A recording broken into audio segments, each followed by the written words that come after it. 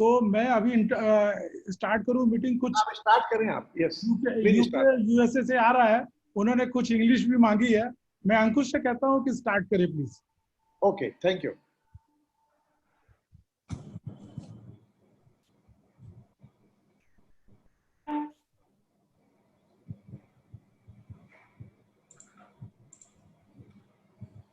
Myself Ankush Thukral, on behalf of Thukral family, आप सभी का स्वागत करता हूं और अपना मूल्यवान समय हमें देने के लिए। ये नॉलेज सेशंस जो हमने प्लान किए हैं, जिसका प्रथम दिन आज है, जो कि हम डेली करेंगे 5:30 to 6:30, जिसमें कि वेरियस स्पीकर्स अपने अपने अलग टॉपिक्स, अपने अपने नॉलेज, अपना अपना एक्सपीरियंस हमारे साथ शेयर करेंगे। ठुकराल कैपिटल मार्केट ज्योग्राफिकली तो 3 लोकेशंस में अवेलेबल है, भदोई, वाराणसी, गुड़गांव, बट इस डिजिटल वर्ल्ड ने हमें ग्लोबली अवेलेबल कर दिया है। कोविड ने बदला बहुत कुछ और बदलाव ही जिंदगी है। ये जो वर्चुअल हम आज आपके साथ 1-to-1 कर रहे हैं, हर आदमी हमसे जुड़ा हुआ है 1-to-1, ये इस वर्चुअल दौर का नतीजा है। ठुकराल कैपिटल मार्केट शुरुआत से टेक्नोलॉजी में बहुत बिलीव करता है और आरबीआई बॉन्ड हो या म्यूचुअल फंड, तो यहाँ रखेंगे जिसकी जरूरत वो हम फॉलो करते हैं। जिसकी जैसी जरूरत उसको नीड को हम कैटर करते हैं। ज्यादा समय ना लेते हुए मैं निमेश जी का इंट्रो करना चाहूंगा। यूं तो उन्हें कोई इंट्रोडक्शन की जरूरत नहीं। निमेश जी ने आईसीसी म्यूचुअल फंड 2007 में ज्वाइन किया। He is MD and CEO of the company. He has been instrumental in laying a strong foundation for safety, liquidity and returns. उन्होंने हमेशा से इन्वेस्टर फर्स्ट अप्रोच रखी है, जो बैलेंस और एडवांटेज दोनों को साथ में हमारी लाइफ में लाने के लिए मैं उनको थैंक यू भी करना चाहूंगा। और प्राउडली हम लोग उनको कह भी सकते हैं the balance man of India, who brought balance and advantage together in our lives. Nimesh ji holds degree of chartered accountancy and cost accountancy as well. तो हमें लगता है कि वो जितना समय आपके साथ बिताएं, उनके मुंह से सुने हुए शब्द हम लोगों के बहुत काम आएंगे, जो कि हमारी लाइफ में और इन्वेस्टमेंट गोल में भी बैलेंस बनाएंगे। इसी के साथ मैं ठुकराल कैपिटल मार्केट के MD and chairman mister AK Thukral ji को बुलाना चाहूंगा। लेकिन उससे पहले मेरे पास कुछ पोल है जो मैं चाहूंगा वो आंसर करें।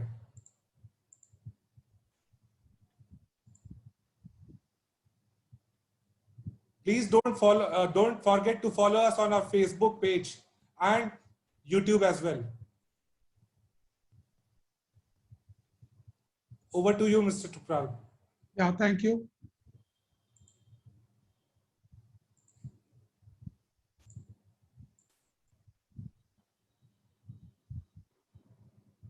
निमेश जी से मुलाकात तो हर साल होती थी, कम से कम एनुअल फंक्शन में, लेकिन देश में कम होती थी, विदेश में ज्यादा होती थी। सेबी की वजह से देश में ही होने लग गई, लेकिन होती जरूर थी। इधर कोविड की वजह से हम लोग मिल नहीं पा रहे थे और एक मौका आया कारपेट इंडस्ट्री का, कारपेट एक्सपो का। हमने उसको एज ए अपॉर्चुनिटी ढूंढा कि ठीक है, हमें कारपेट नहीं एक्सपोर्ट करना, लेकिन एक्सपोर्टरों से मिलना है। हम एक्सपोर्टरों से मिलने के लिए वाराणसी कारपेट फेयर जाते थे, दिल्ली कारपेट फेयर जाते थे, इवन जर्मनी में हाम्बर्ग तक गए, उन लोगों से मिल के आए, उनको ऑल द बेस्ट कह के आए। और ये कहने का मुझे इससे बढ़िया मौका नहीं मिला कि मैं अपने सारे फ्रेंड सर्किल्स को भी इसमें बुलाऊं। तो मैंने निमेश जी से रिक्वेस्ट किया, तो निमेश जी का फर्स्ट इंस्टेंस है, कर क्या रहे हो, आई हैव एक्सप्लेन्ड हिम। तो उन्होंने कहा यार ये सब बोलना मैंने छोड़ दिया है आम पब्लिक प्लेटफॉर्म पे, लेकिन अगर तुम कह रहे हो तो मैं तुम्हारे लिए करूंगा। और आई एम रियली ऑब्लाइज्ड कि उन्होंने अपनी बात को रखा।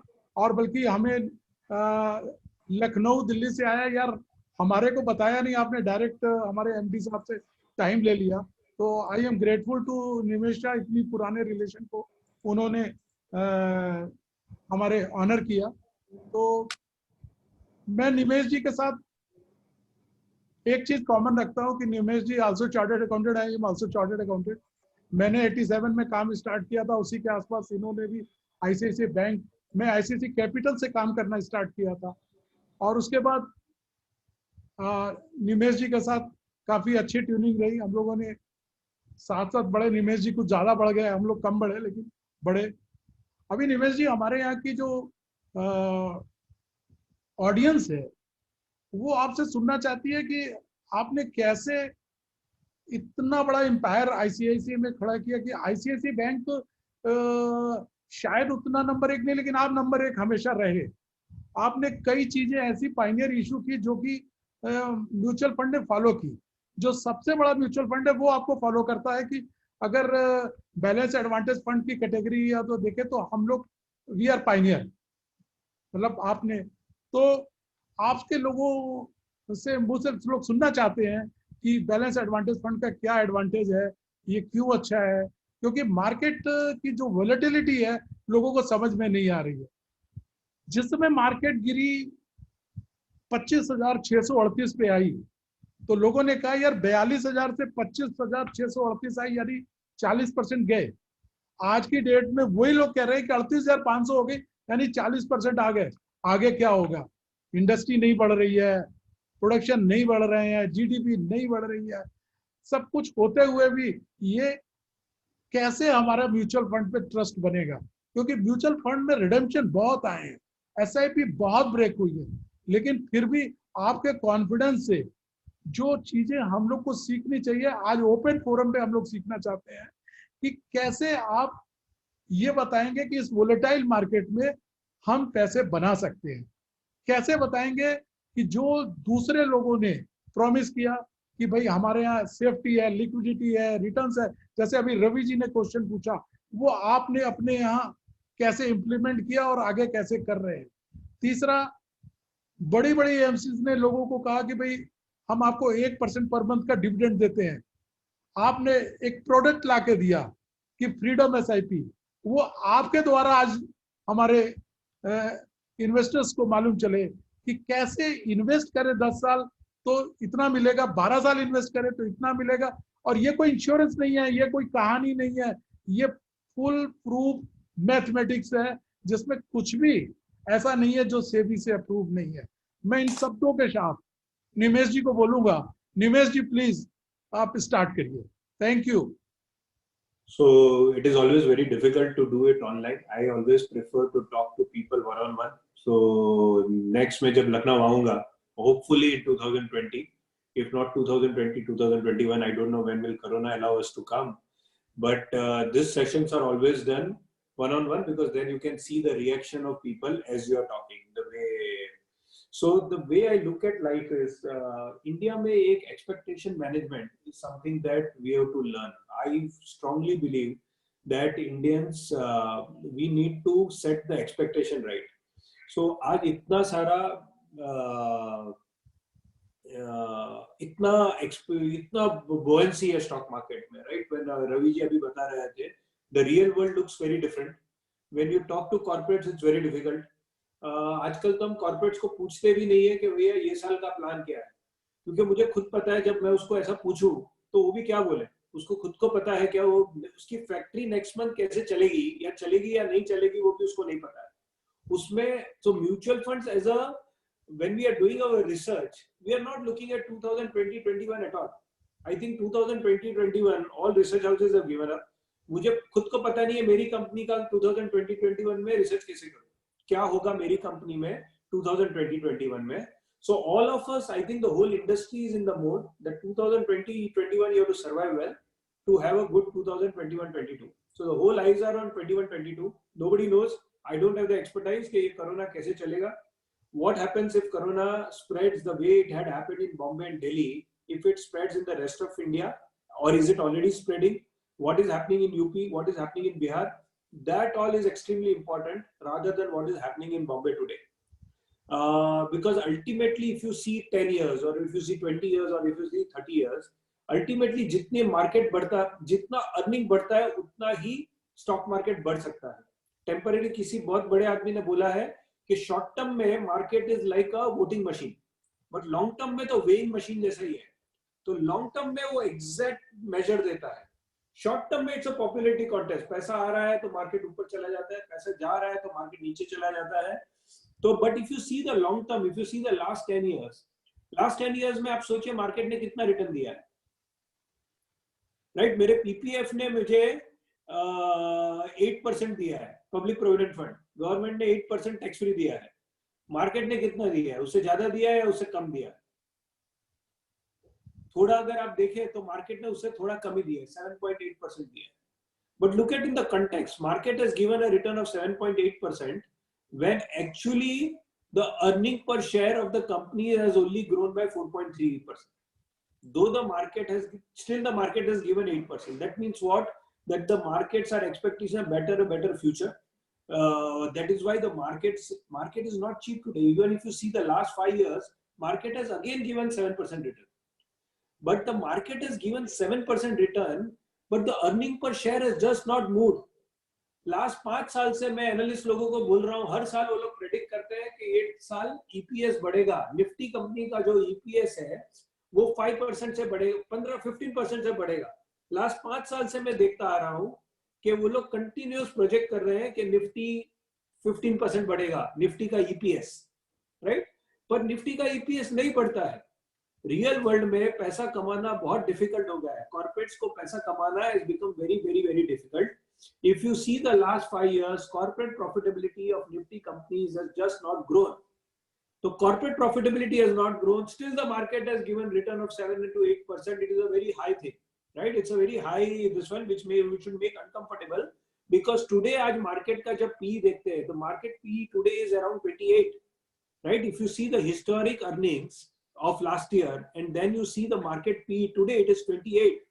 So it's not a cheap market. When I'm talking to you about equity markets, it's not a cheap market. So we are in a very challenging situation where what Mr. Ravi said, I am very happy that Mr. Ravi, and that's why I left a part of this one for discussion. So क्या आप मुझे भी आपसे real world में क्या हो रहा है समझ में आए. So my whole context is that the markets are standing at 28 PE. Even अगर हम फ्यूचर डिस्काउंट करें कि फ्यूचर में बहुत अच्छा आने वाला है, तो भी मार्केट 20 पी के ऊपर है। 1 ईयर फॉरवर्ड पी भी मैं देखूं तो market is not cheap. I will not say that the market, but when I further dissect the market, लगता है 28 का पी है, but when you further dissect the market, right, there are 2 markets today. One is a top 10. अगर India में last क्या हुआ है, अगर हम टॉप 10 कंपनीज देखें, निफ्टी 50 में 50 कंपनी है. निफ्टी जो मेजरमेंट लेते हैं, हम बोलते हैं मार्केट ऊपर गया, मार्केट नीचे गया, market is standing at such a PE. But if you see the composition of Nifty, right, the top 10 companies have given, if you had invested in December 2017 in the top 10 companies of India, you would have made 48% return, right? But the overall return of Nifty is hardly 8%. I'm not talking compounded every year, I'm talking absolute numbers. So the top 10 companies have given 48%, but the overall market has given only 8%, because the remaining 40 are actually minus 4% return, right? So it's a very narrow rally. Market भी ऊपर से जब देखते हैं तब लगता है बहुत अच्छा किया है, और अगर हम दिसंबर 2017 से आज तक देखें तो मार्केट ने ओवरऑल 48% अप गया है. बट ओवरऑल का मतलब नहीं है ये 10 company, HDFC bank, HDFC, Reliance, Kotak Mahindra bank, ऐसी जो टॉप 10 कंपनीज हैं, वो नेस्ले, हिंदुस्तान लीवर, वो सब मिलके वही कंपनीज ग्रो है. What we call is quality at any price has grown very much. So quality at any price has gone very high, and that is why the market looks good. But actually अगर देखे बाकी Nifty 50 में से 10 company निकाल दे top 10 और बाकी की 40 company देखे तो दिसंबर 2017 से एक्चुअली वो सारी कंपनीज नीचे आ जाए, right? So that's where we are. So market has had a very narrow rally. हम लोग बैंड्रा कुर्ला कॉम्प्लेक्स में इसको बोलते हैं बॉम्बे में कि मार्केट बहुत नैरो बैंडविड्थ में चल रहा है, खाली वो कंपनीज चली है. और लास्ट एक हफ्ता देखे तो एकदम अलग हो रहा है. क्या हो रहा है मार्केट में? वो जो बढ़ चुका है, राइट, वो नहीं बढ़ रहा है, बाकी कंपनीज बढ़ने लगी है. So if you see the last 3 months pharma has gone up very well, right? Pharma companies have done well, metals have done very well. ये सब नहीं चला था पहले. So market has its own cycles. So one firm belief that we have is that we have to respect cycles, right? Market में cycles है और वो cycle के हिसाब mid cap is 30% down, small cap is 40% down from December 2017. क्योंकि केवल 10 company बढ़ रही थी. लास्ट 3 साल से यही हो रहा है. Quality at any price was working, everything else was not working, and this 10 companies form 60% of Nifty. तो अपने को ऊपर से सब अच्छा लगता है पर अंदर कुछ नहीं था. Except this 10 companies nothing else was working.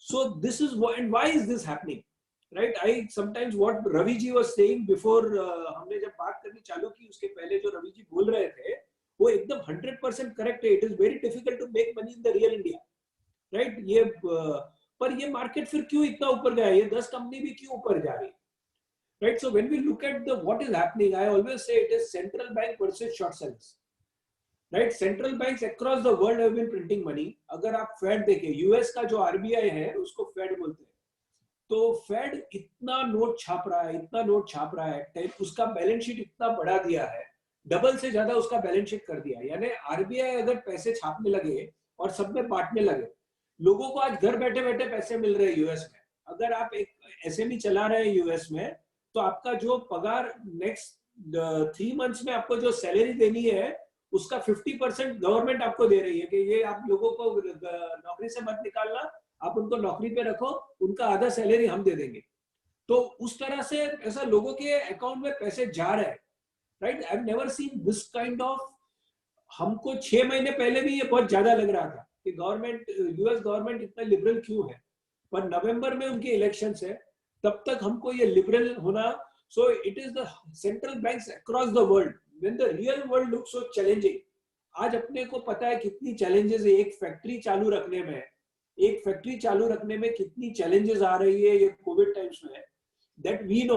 अपने को पता नहीं है 10 दिन के बाद ये फैक्ट्री शुरू चालू होगी या नहीं रहेगी, right? Whether it will continue working or it will have to close down because of the amount of corona cases in the factory itself. But the stock is going all time high, right? मेरा एक friend है एक chemical company में है, तो chemical company का भी एकदम फैंसी आ गया, सबको केमिकल कंपनी में इन्वेस्ट करना है, as if we are not going to import anything from China and we are going to have everything in this country. He does not know his plant is shutting down, right? Because there are so many COVID cases that tomorrow his plant is shutting down and his stock is at all-time high. So this disconnect is there primarily because US has decided that they will print money. US का एक formula है, US बोलता है अगर economy ठीक जा रहा है तो सब कुछ ठीक जा रहा है. That is their model of getting out of COVID. So they are printing money like nobody's business. They are printing money, they are handing over money to people, and it is happening at a phenomenal rate. And another thing that they have done is the world has said interest rates can be negative. मैं जो भी पढ़ाई किया था ना हमने सबने, वो सारा पढ़ाई आज कुछ काम का नहीं है. सारा economics whatever we had studied, economics में क्या सिखाया था, जो भी इकोनॉमिक्स के लॉज है were prevalent when the interest rates are positive, right? There was a basic assumption. I don't think any जो भी थियरीज बनी है उसमें कभी उन्होंने वो एज्यूम किया कि इंटरेस्ट रेट नेगेटिव होगा. तो आज हमने जो भी थियरी पढ़ा है वो सब यूजलेस है, हमारा एक्सपीरियंस भी यूजलेस है क्योंकि इंटरेस्ट रेट तो नेगेटिव है. सो आज जब इंटरेस्ट रेट ही नहीं है, लोगों को मुफ्त में पैसे मिल रहे हैं यूएस में, तो वो लोग जाके मार्केट्स में डाल रहे हैं. और US markets are at all time high. You would have seen the WhatsApp $1 trillion होने को एप्पल को पूरा एग्जिस्टेंस है. 2 साल पहले वो 1 ट्रिलियन का मार्केट कैप हुआ, अभी 2 ट्रिलियन का मार्केट कैप हुआ. अपने कंट्री का पूरा जितना मार्केट कैप है, यूएस की एक कंपनी का मार्केट कैप इतना है एप्पल. ये जो मैं आईपैड पे आपको सुन रहा हूँ या देख रहा हूँ, और ये आईफोन है, ये कंपनी का मार्केट कैप $2 ट्रिलियन है, which is equal to the entire market cap of our country as a whole.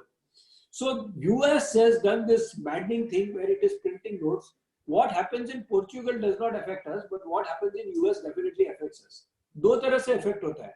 India में सेंटिमेंट उस हिसाब से चेंज होता है जिस हिसाब से यूएस में चलता है. अगर आप देखो यूएस मार्केट जितना बढ़ता है उतना ही हमारा मार्केट नेक्स्ट डे इधर बढ़ता है, right? There are 2 reasons for that. One is US people will put in more money into the country. That is one assumption. US में क्या होता है, once हार्वर्ड पेंशन फंड है, समझो हार्वर्ड का फंड है, हार्वर्ड का एंडोमेंट फंड है, हार्वर्ड का एंडोमेंट फंड को समझो $40 बिलियन से उसका $50 बिलियन हो गया. तो ही हैज, एंड उसका इक्विटी एलोकेशन फिक्स होता है कि उसको 40% इक्विटी में डालना है समझो. तो 40% का 10% उसको इमर्जिंग मार्केट में डालना ही है. तो $4 बिलियन उसको इमर्जिंग मार्केट में डालना ही है, और अगर $4 बिलियन इमर्जिंग मार्केट में डालना है तो उसका 10% इंडिया में आएगा ही. So this is how it operates, that they increase their allocation to equity. Why do they increase their allocation to equity? Because if he invests in debt, he will not get anything. So as interest rates go down, they increase their weightage to equity. And as they increase weightage to equity, emerging market gets some money.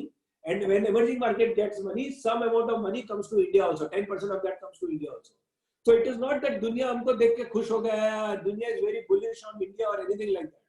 It is that US funds are increasing their allocation to equity because interest rates are near zero over there.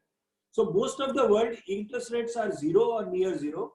There is Switzerland, there is Germany, there is Japan, everywhere interest rates are negative. So in a world where interest rates are negative, what will happen? Interest rates are negative, लोगों के पास मुफ्त का पैसा है, तो वो लोग बोलते हैं चलो थोड़ा रिटर्न मिला तो भी ठीक है, चलो इन्वेस्ट कर देते हैं कुछ. So that is what is happening. So people keep on investing based on higher and higher, lower and lower interest rates and more liquidity. Outstanding liquidity is too high across the world. The world is sitting on liquidity with negative. ऐसा cocktail है ये तो. Negative liquidity, excessive liquidity and negative interest rate. मुफ्त का पैसा. तो पूरी दुनिया में मुफ्त का पैसा बढ़ रहा है और उसका कुछ शेयर इंडिया में, लोग इंडिया में बुलिश नहीं है. We have got the highest amount of COVID cases. Still this is happening because the central banks, the short sellers of India were beaten down by the central banks of the world, right? और एक चीज हो रही है India में कि लोग घर पे बैठे हैं, मैं भी घर से कॉल ले रहा हूँ, तो मेरे को तो आप लोगों ने गेनफुली एम्प्लॉयड रखा है, पर बहुत सारे इंडिया घर पे बैठे हैं और उनके पास कुछ काम नहीं है, तो बैठ के कर क्या रहे हैं, वो लोग बैठ के स्टॉक मार्केट कर रहे हैं.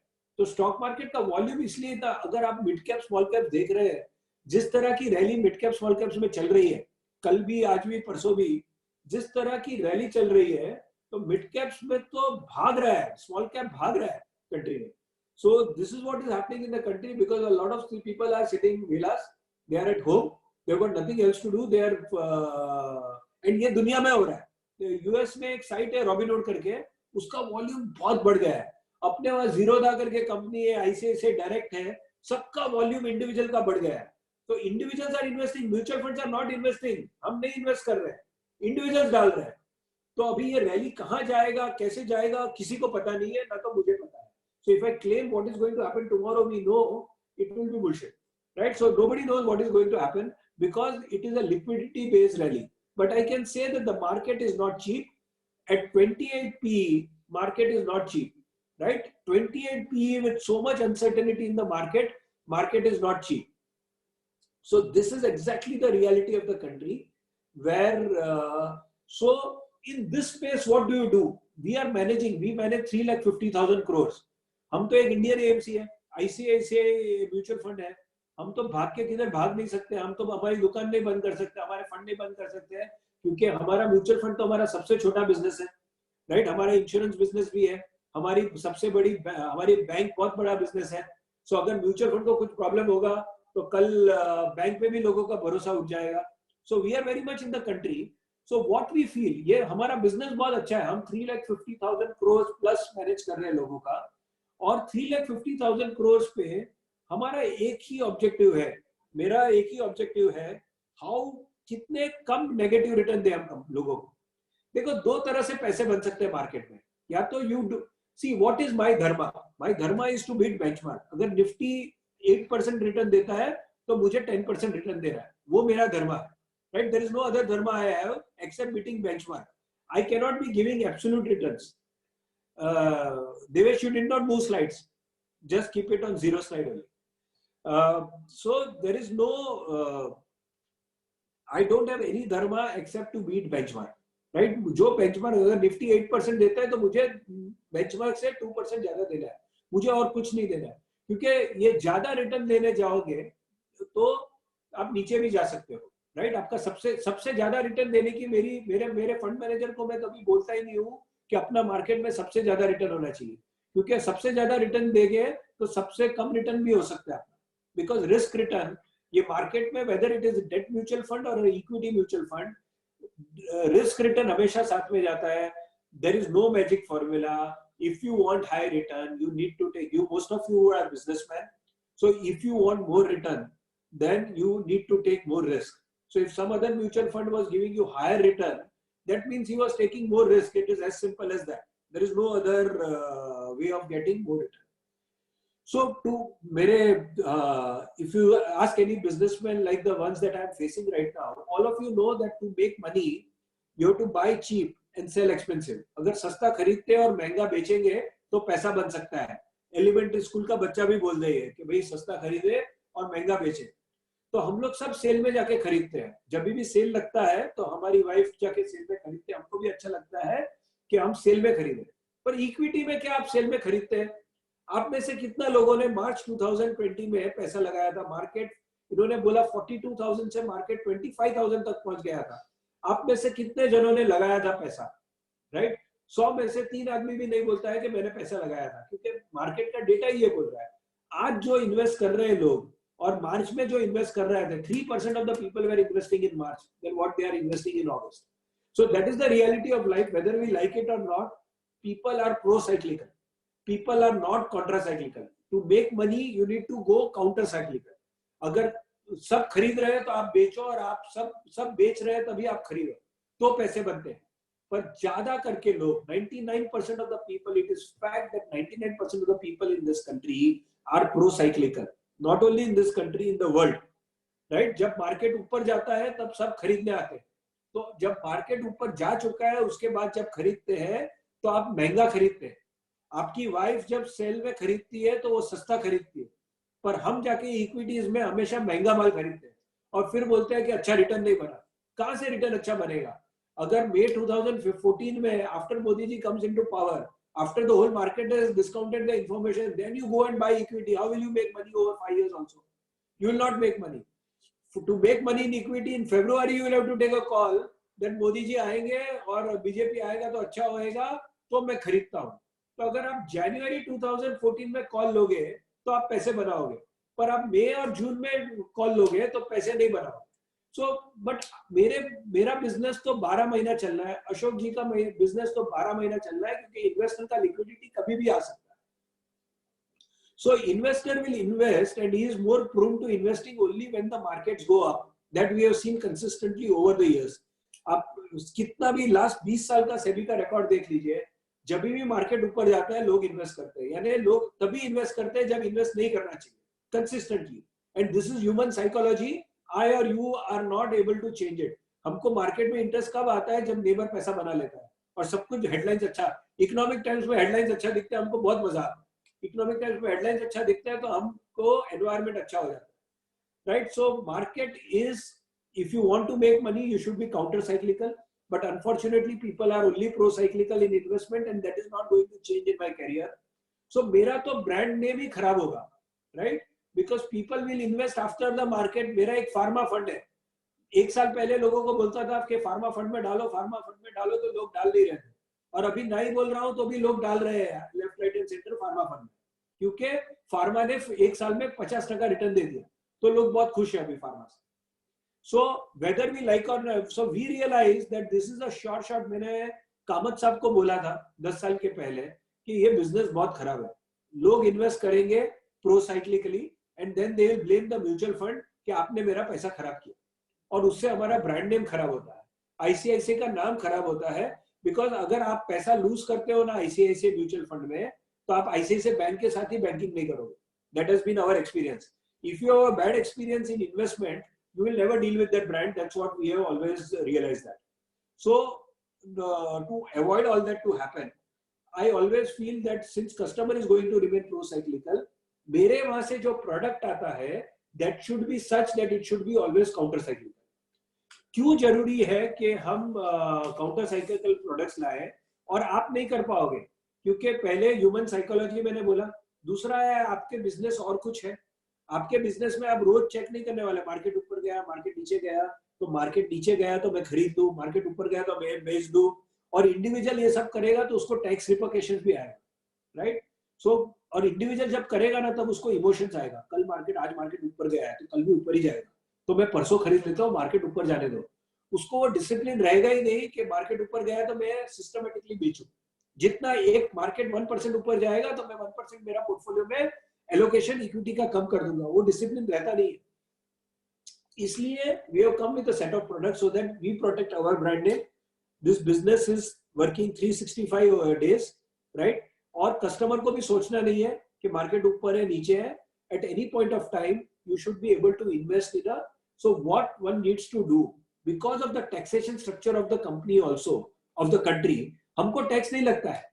हम ट्रेडिंग करें उसमें हमको टैक्स नहीं लगता है। मैं आज बेच सकता हूँ, कल खरीद सकता हूँ और परसों वापस बेच दिया, मुझे कोई टैक्स नहीं लगता है। तो अगर आप खुद ट्रेडिंग करोगे तो आपको 40% आपका जो भी मार्जिनल टैक्स रेट है वो आपको लगेगा, 30%, 35%, 40% जो भी है वो। पर अगर आप हमको दोगे और हम उसमें ट्रेडिंग करते हैं तो हमको कोई टैक्स नहीं लगता है। तो taking all these factors into account, we thought that if we have to create a scalable business, मेरे को ऐसा बिजनेस चाहिए कि जब भी आपके पास लिक्विडिटी हो तो आप उसमें पैसे डाल सकते हो। आपको सोचना नहीं पड़े कि मैं डालूं, मार्केट हाई है लो है, 3 जन को फोन करो, वो तीनों जन अलग अलग व्यू देंगे, वो सब करने की जरूरत नहीं है। Without even looking at us, without even looking at the market levels, you should be able to, आज मेरे पास इतना सरप्लस लिक्विडिटी है बिजनेस में तो मैं डाल देता हूँ लॉन्ग टर्म सेविंग्स के लिए। तो आप डाल के, अपनी हीरो होंडा की एड आती थी जब मैं स्कूल में था, तभी हीरो होंडा की एड आती थी, fill it, shut it, forget it, right? So ये फंड हमने वैसे क्रिएट किया है that the whole, forget the fund per se, the whole this category dynamic, हम थोड़ा jargon यूज करते हैं इसमें, डायनामिक एसेट एलोकेशन बोलते हैं। डायनामिक यानी आदमी डायनामिक है, एक दिन लेता है एक दिन बेचता है, तो डायनामिक एसेट एलोकेशन। कभी जब भी ठीक लगता है तो इक्विटी मार्केट्स में डाल लगता है और जब भी ठीक लगता है तो इक्विटी मार्केट से निकाल देता है, right? So to create that, to make a counter, we have created a counter cyclical product. तो आईसीआईसीआई प्रूडेंशियल और कुछ डिस्ट्रीब्यूट ही नहीं करता, हम एक ही प्रोडक्ट में मानते हैं कि बॉस इसमें डालो, तो इसमें ज्यादा कुछ सोचना नहीं पड़े, उसमें बाय डिफॉल्ट आप इसमें कभी भी डाल सकते हो।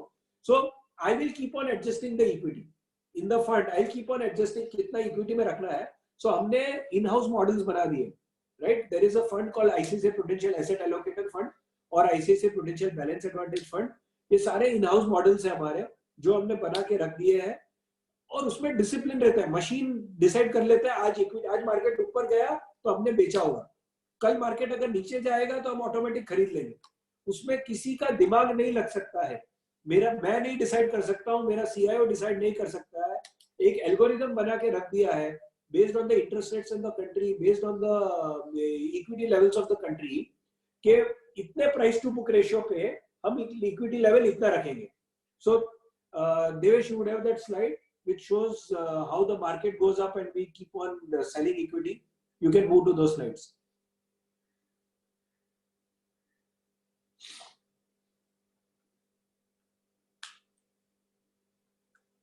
So it's a very simple one, no jargon is required. देखो ये जैसे जैसे ये रेड लाइन है ना, वो बीएसई सेंसेक्स है, तो जब भी सेंसेक्स ऊपर गया है तो, और ब्लू लाइन है कि हमने कितना इक्विटी में इन्वेस्ट किया, तो ये लास्ट 10 साल का रिकॉर्ड है। मिरर इमेज लग रहा है, एक मिरर लगा दिया है बीच में, ऐसा लगता है जब भी मार्केट ऊपर गया है हमने इक्विटी कम रखा है और जब भी मार्केट नीचे गया है हमने इक्विटी बढ़ा दिया है।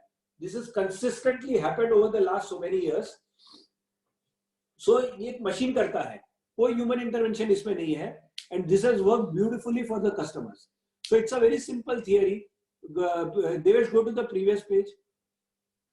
कोई जार्गन नहीं, कुछ नहीं, सिंपल कॉमन मैन लैंग्वेज के इक्विटी वैल्यूएशन ऊपर गया तो इक्विटी बेच दिया, इक्विटी वैल्यूएशन नीचे गया तो खरीद लिया। Go to the next slide.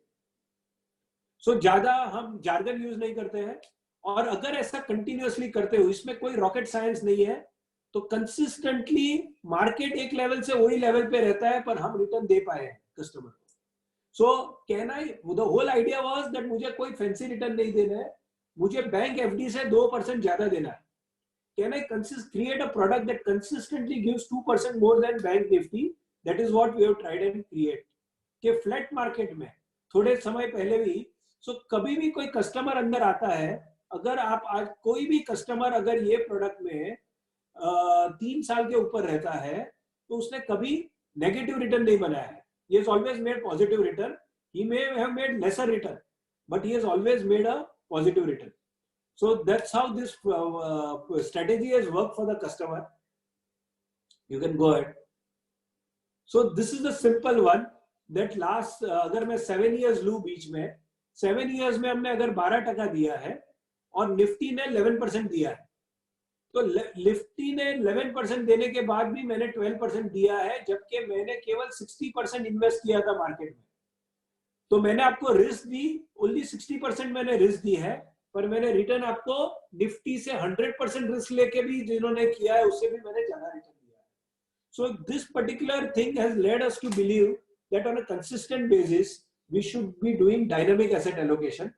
So हमने लास्ट ईयर एक एसेट एलोकेशन फंड करके भी कर लिया है। So हम उसमें ही लगे हुए हैं कि जितना 0 to 100 इक्विटी में लेके जा सकते हैं, and a fantastic experience we have been able to give to the customer. इतनी वोलेटाइल मार्केट में भी हम कस्टमर को 9% रिटर्न दे पाए। So this is the kind of, that's what I wanted to this one, that nobody can predict market. Market is based on flows. Today the equity market is based on flows. It is not based on fundamentals. Ravi ji ने अपने को पहले ही बता दिया fundamentals real दुनिया में क्या है, राइट? रियल दुनिया एक तरफ है और मार्केट अपनी ही दुनिया में। तो जब central banks of the world are running the market, वो सेंट्रल बैंक जब विड्रॉ कर लेगी ये स्टिमुलस, अभी तो वो लोग ने स्टीरॉइड दिया है मार्केट को, अगर वो स्टीरॉइड निकाल देगी तो वो मार्केट की हालत क्या होगी? So there I believe there are a lot of reasons why the market can still go up, because there is a lot of liquidity sitting, lot of individuals want to put a lot of money in the market to work. So markets can go up, markets can go down. I don't know where it can go, पर देखो last 7 years में, मैंने last 10 years में आपको दिखाया, last 10 years में market ने केवल 8% से कम रिटर्न दिया। तब मैं बिना रिस्क दिए अगर आपको दे सकता हूँ 10% return. See, market has given in the last 10 years, market has given 8% return, while I have given 10.8% return in 10 years. So why not have a very safe strategy which does not do too many things? Boring things it does, and it gives you return, right? Risk कम देता है और return market से ज़्यादा return देता है. So that has been consistently our lookout. Mutual funds is not only about equity. Mutual funds is also about debt. I know a particular mutual fund had some challenges in their recent past, but overall mutual fund industry में कोई problem नहीं है। अगर आप judiciously से हम 22 साल से चला रहे हैं, हमारी हिस्ट्री में आज तक हमको एक दिन का भी डिले नहीं हुआ। बैंक का एनपीए हो सकता है, म्यूचुअल फंड में 1 रुपए का एनपीए नहीं हो सकता है। 21 साल से हम लोगों को आज 2 लाख करोड़ से ज्यादा हमारा मार्केट में है, एक दिन का भी डिले नहीं हुआ है। हम ज्यादा करके AA स्कीम्स में ही होते हैं, right? Almost 99% of our money is in AA schemes और about, and we are very comfortable doing this. So और हमने हमेशा सेफ्टी और लिक्विडिटी, अशोक जी जितनी भी बार मुझे मिले हैं लास्ट 10-13 साल से मैं उनको जानता हूँ, 13 साल से मैं उनको यही बोल रहा हूँ कि आप मेरे को रिटर्न मत पूछो, मेरा काम है आपको सेफ्टी देना, मेरा काम है आपको लिक्विडिटी देना, जब भी आपको पैसा चाहिए मैं आपको पैसा दूंगा, और मेरे लिए return on capital is more important then return of capital is much more important then return on capital. मुझे पहले तो आपका प्रिंसिपल वापस देना है। हम बिना मतलब के ग्रीड आ जाता है कि मैं 8% के बदले 9% कमा लूं। The incremental return is always less than the incremental risk that you take. So we have always gone for safe instruments. Last 21 years में किसी इन्वेस्टर ने मेरे को एक दिन का भी ब्याज भी लेट नहीं किया, ना तो कभी हमारा ब्याज लेट हुआ है, ना तो कभी हमारा कैपिटल लेट हुआ है, सब पैसा हमेशा टाइम पे आ गया है, right? So that has been our track record, and I will strongly urge don't look at return. जब आप लोगों दूसरों के पैसे मैनेज करते हो, मैं कंपनी का सीईओ हूं, I am very very conscious that if I have taken your money, ethically कुछ गलत नहीं जाना चाहिए, राइट? अब ये मैं दूसरों के पैसे मैनेज करता हूँ, मेरे पैसे नहीं है ये, तो मेरा कोई भी, मैं बहुत चुन चुन के हम फंड मैनेजर चूज करते हैं। वी गिव आवर फंड्स हमारे बच्चे हैं, राइट? मैं 13 साल से यही कंपनी में यही काम कर रहा हूँ, तो हमारे फंड्स हमारे बच्चे बहुत संभाल के हम लोगों को दे रहे हैं। अगर वो जो आदमी को 5-10 साल से जानते नहीं है उनको हम फंड देते भी नहीं है। हमारे वहां अगर किसी ने 5 साल काम किया उसके बाद ही हम उसको फंड, कोई भी फंड देने का सोचते भी है। आदमी की फितरत भी देखते हैं, वो बहुत इंपॉर्टेंट है।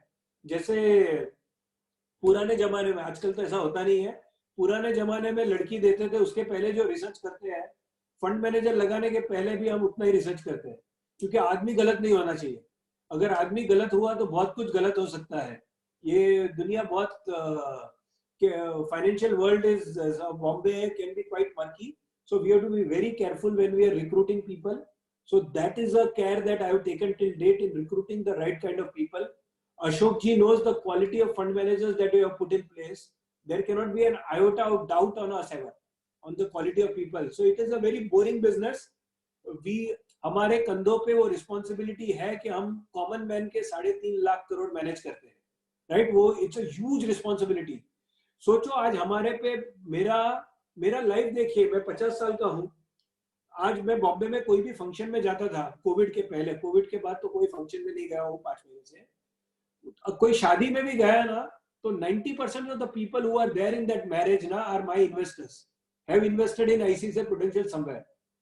सो अगर हमारी कंपनी में कुछ गड़बड़ होगा, forget my professional life, imagine what will happen to my personal life. कोई शादी में जाने का मुश्किल हो जाएगा मुझे। So my personal life as well as my professional life is very important. So we are not trying to beat the market on the upside. Our philosophy has been to protect money. मेरा पहला है, अगर जिंदा बचे तो फिर पैसे बना भी लेंगे, पर पहले है return of capital, right? Return on capital तो बाद में देख लेंगे। Safety safety safety. So these are the things that we have strongly believed on. I am happy to take any questions on any topic, whether we want to discuss economy, whether we want to discuss markets. Whatever people may have questions, they can ask me.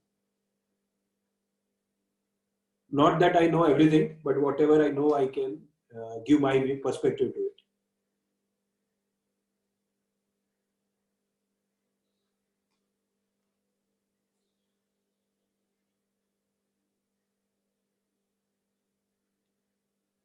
So Ashokji, back to you. If there are any questions, I can take those questions.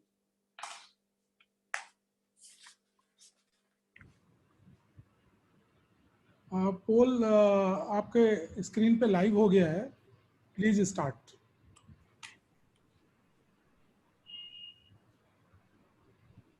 Sir एक question आया है mister Akbar का।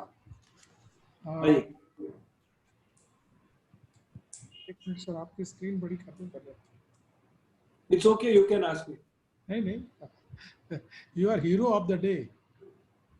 No sir. Question आया है, कौन कौन से sector अच्छा करने की उम्मीद है इन 6 से 9 महीने में? आई थिंक ये आपको जनरल क्वेश्चन मिलता होगा, बट ये देखिए सर, अभी लास्ट 3 साल अगर हम देखें तो एफएमसीजी ने बहुत अच्छा किया था, right? Quality companies did very well, FMCG did very well. लोग एफएमसीजी अच्छा कर रहा था, फार्मा अच्छा भी नहीं कर रहा था जरा भी, right? Pharma was in doldrums. Suddenly last 1 year pharma has done very well, but banks काफी पीटे हुए हैं, राइट? लोग सोच रहे हैं कि ये कोविड हुआ तो बैंक्स को काफी लॉसेस हो जाएंगे। सो मेरे हिसाब से हमारा तो सिंपल मानना है, जो आज तक नहीं चला है वो अभी चलेगा। We are believers of cycles, right? के मार्केट में साइकिल आती रहती है, जो ऊपर जाता है वो नीचे जाता है, उसको हम इंग्लिश में थोड़ा बोलते हैं रिवर्जन टू मीन, राइट? जो ऊपर बेसिकली उसमें बोलते हैं जो ऊपर जाता है वो अल्टीमेटली नीचे जाता है, और जो नीचे है वो थोड़ा ऊपर चला जाएगा, तो ऑन एन एवरेज वो का वो ही हो जाएगा। तो जो लास्ट 10 साल में नहीं चला है वो मुझे लगता है अभी चलेगा। So one of the calls that I will give you is utility. I believe that government sector and utilities have not performed at all. देखिए, हम अगर एक एनटीपीसी जैसा स्टॉक देखते हैं, हमारे पोर्टफोलियो में एक स्टॉक है एनटीपीसी करके। यूटिलिटीज जब मैं बोल रहा हूँ, गवर्नमेंट यूटिलिटीज, लास्ट 10 साल से वो स्टॉक ने कुछ नहीं किया, उधर का उधर है, शायद नीचे ही गया है लास्ट 10 साल। पर अगर आप उसका प्राइस टू बुक देखें तो उसका कुछ प्राइस टू बुक 1 से नीचे 0.7 या 0.6 का प्राइस टू बुक है। इंडिया में पावर है, तो इंडिया में अगर पावर है तो एनटीपीसी के बिना इंडिया में पावर नहीं है। There is no India without NTPC, right? People don't like government companies are not in fashion. So power sector एकदम ठुका हुआ है, उसमें एनटीपीसी ने एकदम ठुका हुआ है, right? But if you see that company next 3 साल में उसका ग्रोथ, गवर्नमेंट ने लिख के दिया है कि जितना भी आप कैपिटल लगाओगे उस पे हम 15.5% रिटर्न देंगे।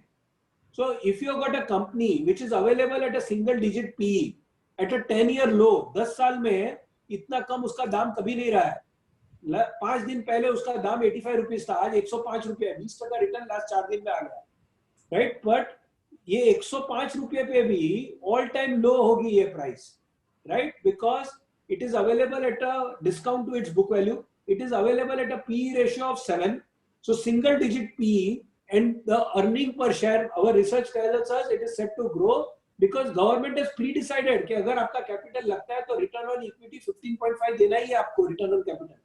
तो अगर इतना निश्चित रिटर्न है तो वो रिटर्न के हिसाब से हमको लगता है नेक्स्ट 2-3 साल में यूटिलिटीज का, स्पेशली ऐसी यूटिलिटीज का 40 to 50% प्रॉफिट ऊपर जा सकता है, right? So even if I don't assume PE expansion, but there is an EPS expansion, earning तो बढ़ने वाली है, ये कंपनी की अर्निंग भी बढ़ेगी, ये कंपनी का PE भी होगा, तो ये पूरा यूटिलिटी सेक्टर हमको बहुत अच्छा लगता है, राइट? इतना तोड़ फोड़ उतना, और अगर गवर्नमेंट इंफ्रास्ट्रक्चर में इन्वेस्ट करती है going forward, see government is also waiting for this covid effect to get over, because अभी जब आदमी मरा हुआ है तब इंजेक्ट करके भी फायदा नहीं है।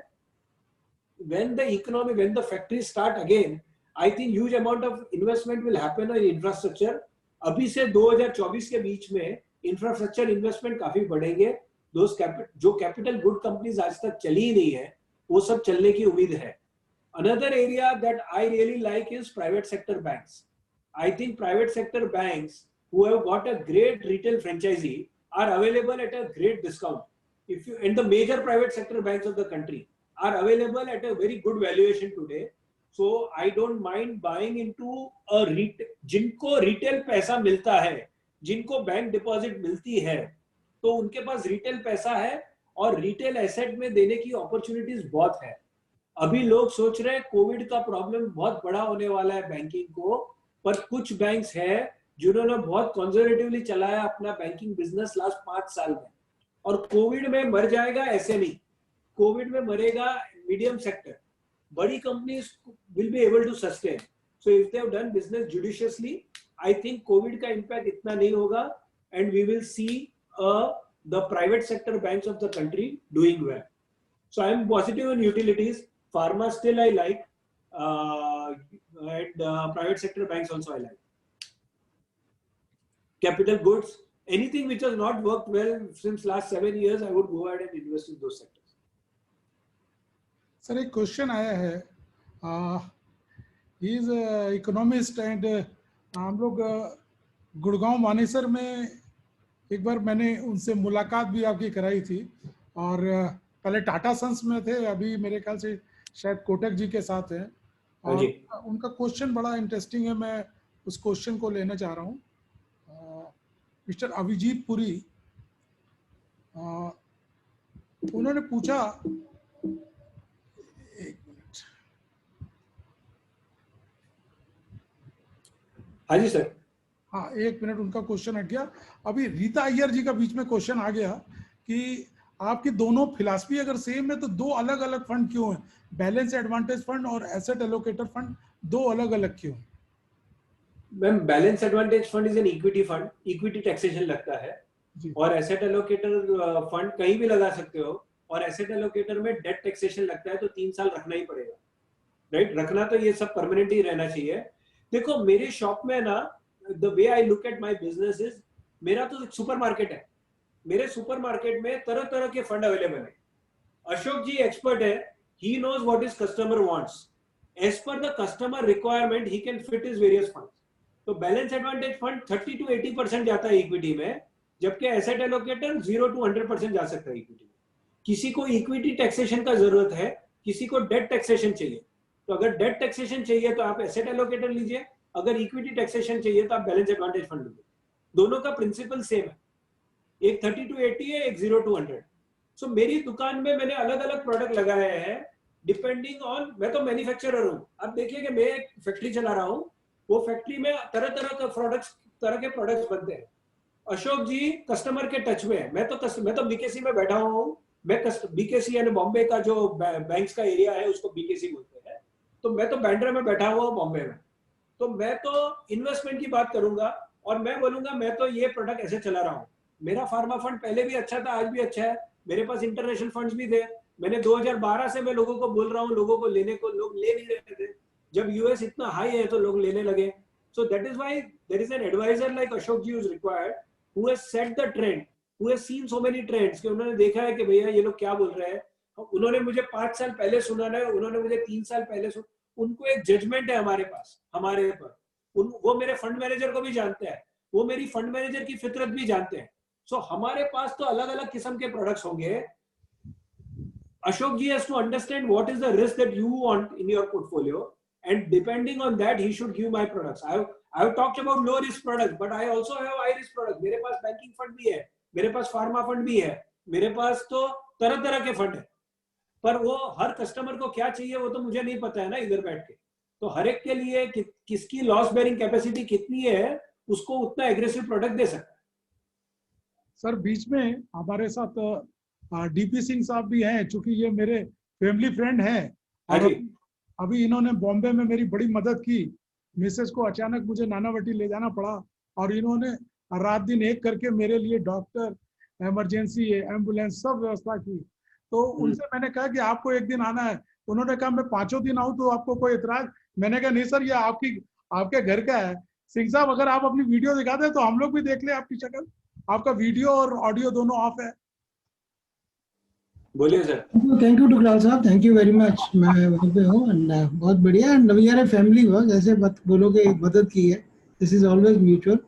कभी जरूरत पड़ेगी मेरे को पता है आप उससे दुगना करेंगे जितना मैंने किया होगा. Thank you very much sir. मैं अभिजीत पुरी जी का, जो हमारे दोस्त के लड़के हैं, टाटा सन्स में थे, अभी कोटक के साथ हैं, उनका मैं ले रहा हूँ क्वेश्चन. उन्होंने पूछा है कि बैंकिंग स्टॉक अभी भी प्री कोविड लेवल से कंपेयर सस्ते हैं, डाउन है, तो क्या ये सही समय है बैंकिंग फाइनेंशियल सेक्टर में जाने का?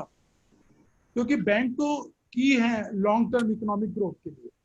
मेरे हिसाब से इसका जवाब निवेश जी देंगे तो बहुत बढ़िया रहेगा. निवेश जी, you can have your perspective. Market is all about people having different perspective.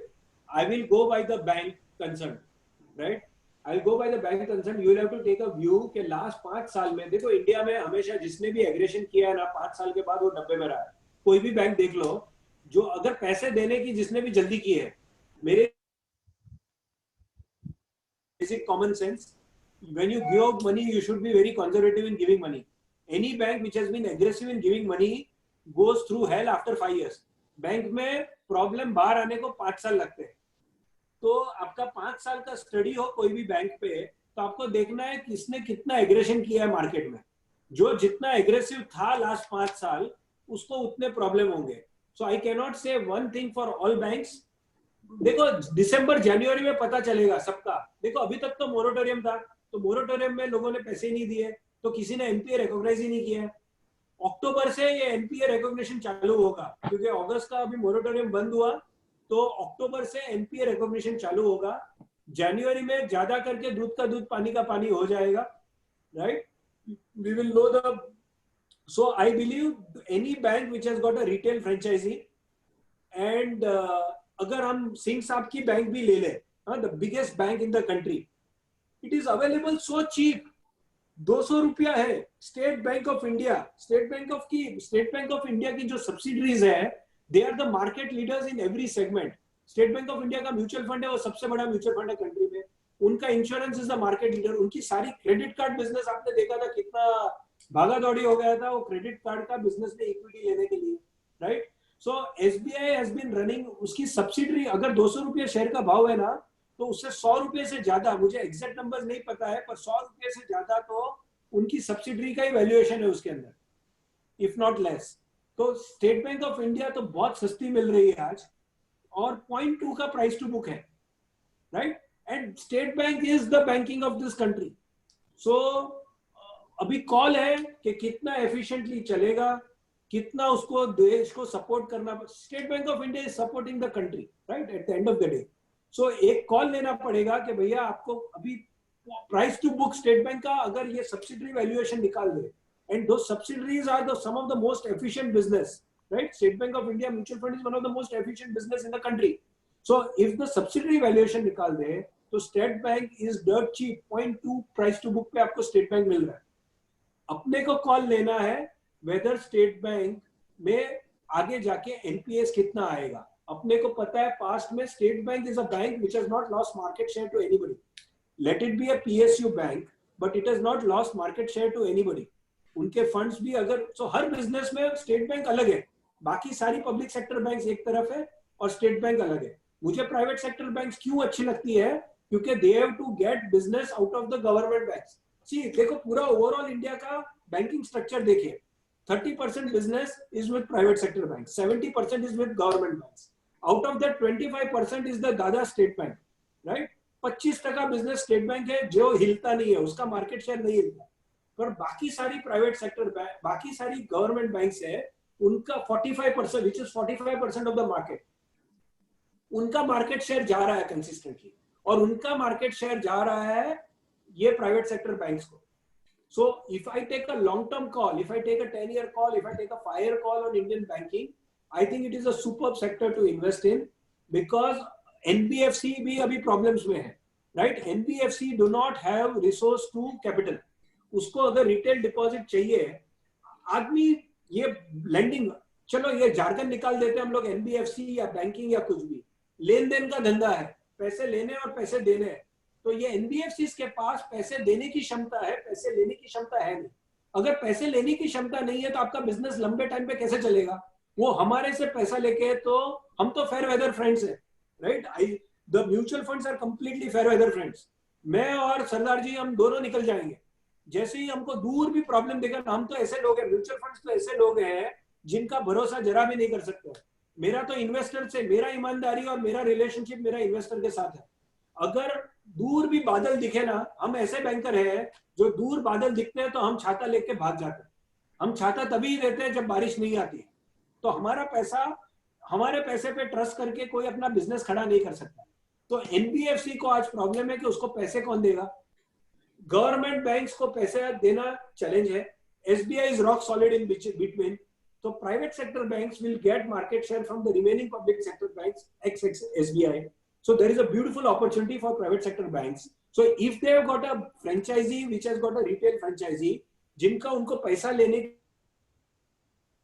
it's a great business to be in, or and they are lending responsibly, right? So these are the caveats that I will put before investing. लोग जाके yes bank में पैसे दे, मुझे तो समझ में ही नहीं आ रहा। हमने आज तक आईसीआईसीआई प्रूडेंशियल एएमसी में कभी येस बैंक नहीं खरीदा है।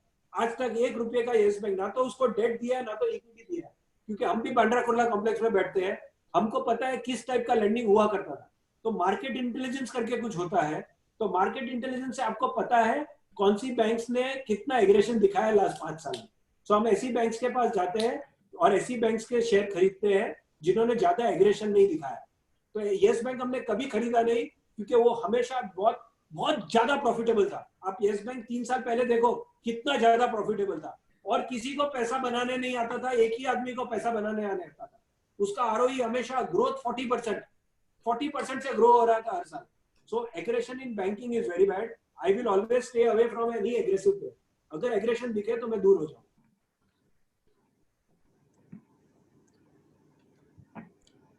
Sir next question mister Rohit Tiwari ji का है।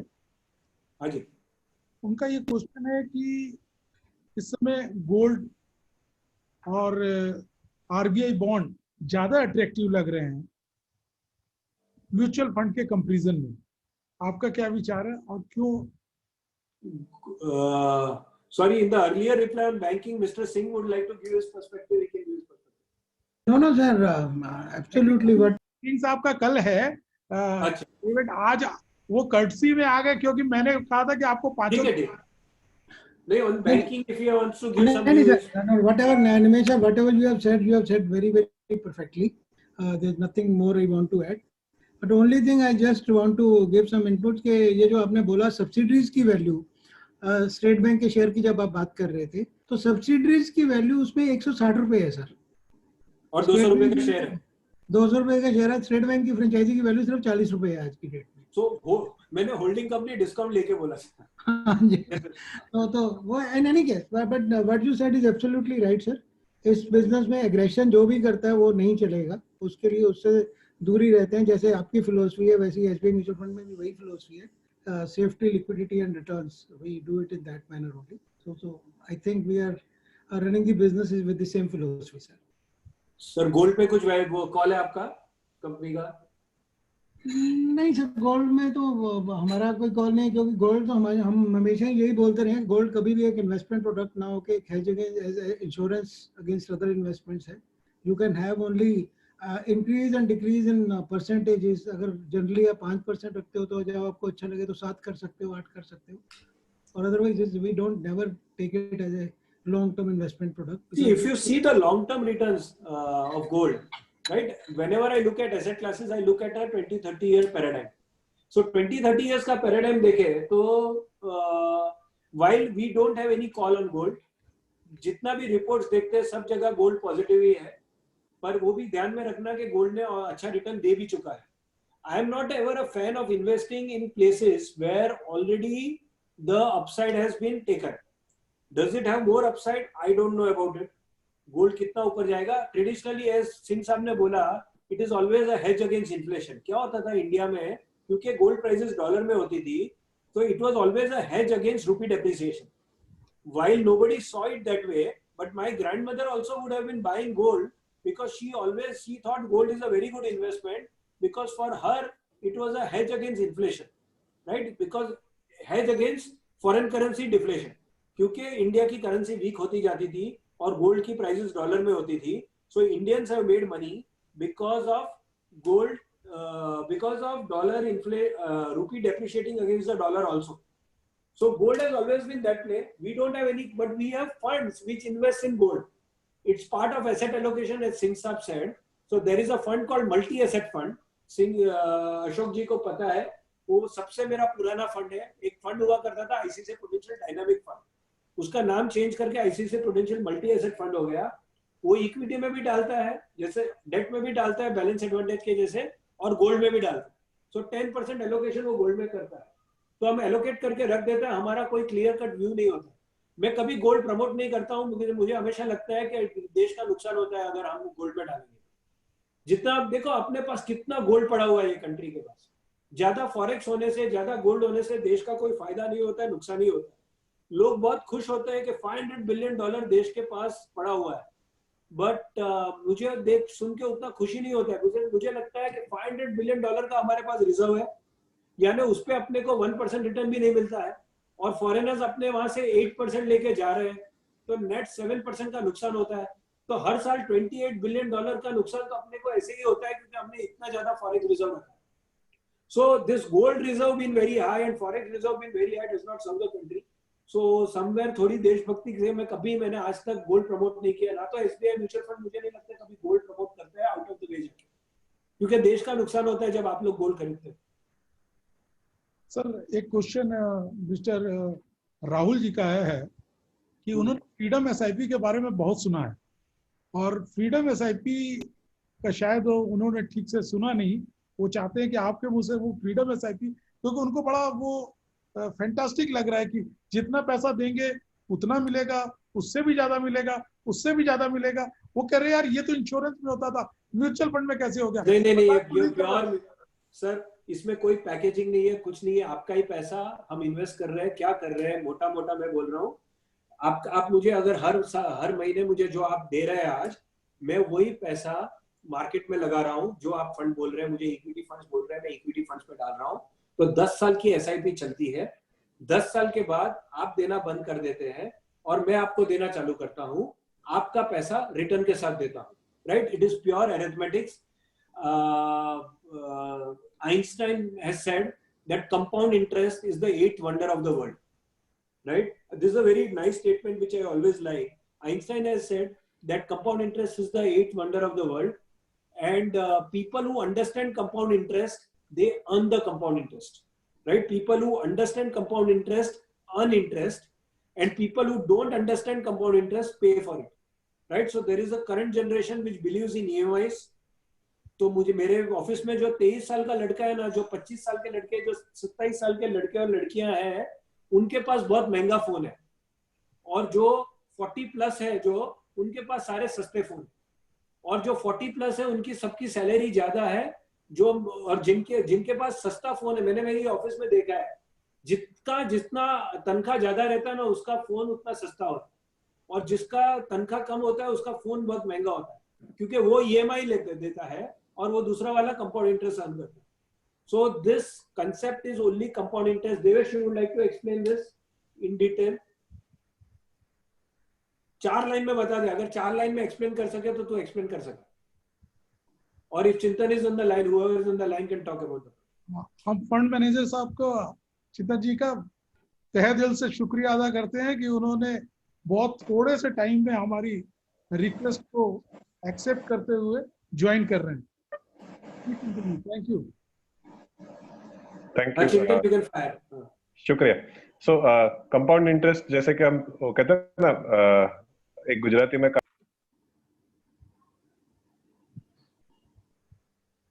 Chintan, you got mute.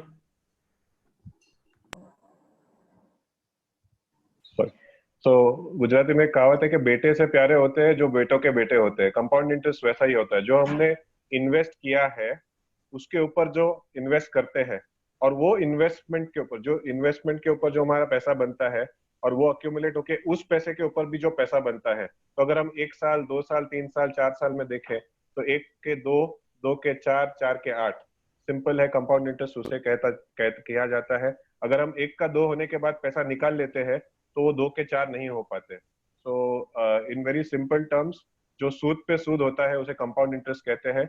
और हमारा ऐसा मानना है कि जिन्होंने भी इक्विटी मार्केट्स में 10 साल 15 साल 50 साल पैसा या 30 साल पैसा रखा है, उनको उन कंपाउंडिंग का फायदा होके आज उनके नाम सब हम टीवी पे देखते हैं. तो आपका सबका नाम भी अगर टीवी पे देखना है तो ये कंपाउंड इंटरेस्ट को पकड़ लीजिए, लंबी अवधि के लिए पैसे लगाइए. This is basically what compound interest is all about. नहीं, you have to talk about freedom ship. I already said compound interest everybody knows. अच्छा, ओके.